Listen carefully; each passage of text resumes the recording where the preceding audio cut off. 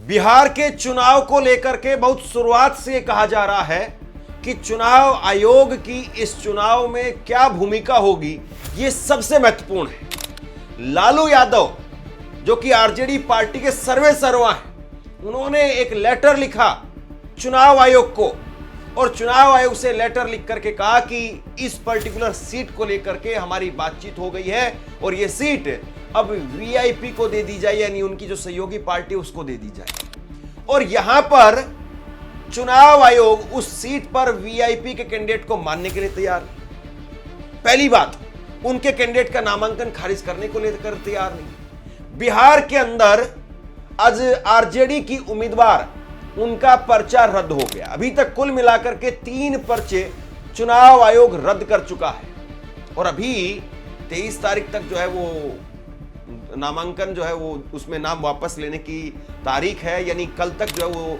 चुनाव आयोग स्क्रूटनी कर रहा होगा कि जो नामांकन उसके पास में आए हैं क्या वो वाकई सही है या इसमें 1-2 नाम और बढ़ सकते हैं। अब सोचिए कि जिस बिहार में एक सीट को लेकर के मारामारी है, उस बिहार में अगर 3 सीटों पर ही पहले ही चीजें माइनस हो चुकी हैं तो फिर बताइए क्या ही कहा जाए। ये तस्वीरें देखिए और यहां पर आरजेडी की उम्मीदवार हैं और आरजेडी की उम्मीदवार यहां पर रोती हुई बाहर आ रही हैं।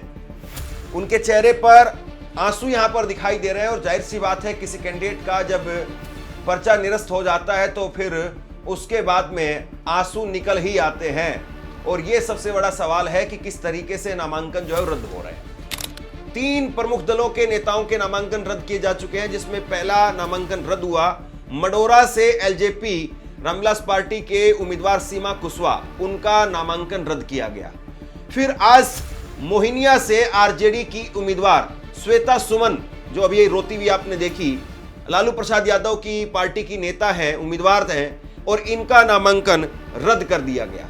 और तीसरा जो पर्चा रद्द हुआ है वो सुगोली से वीआईपी के उम्मीदवार शशि भूषण सिंह का नामांकन रद्द हुआ है। अब यहां पर 3 नामांकन जो है रद्द किए गए हैं और 3 में से 2 जो है वो महागठबंधन के हैं।